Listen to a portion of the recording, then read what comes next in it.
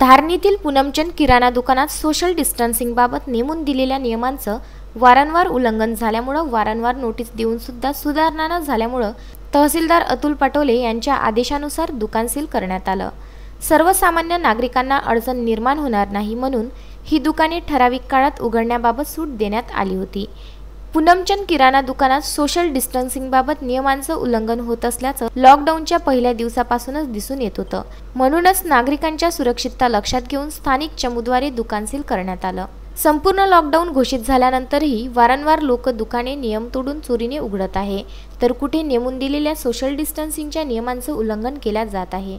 पूनमचंद किराणा seal केल्यानंतर स्थानिक प्रशासनाची एक चांगली कार्यवाही पाहावयास मिळाली।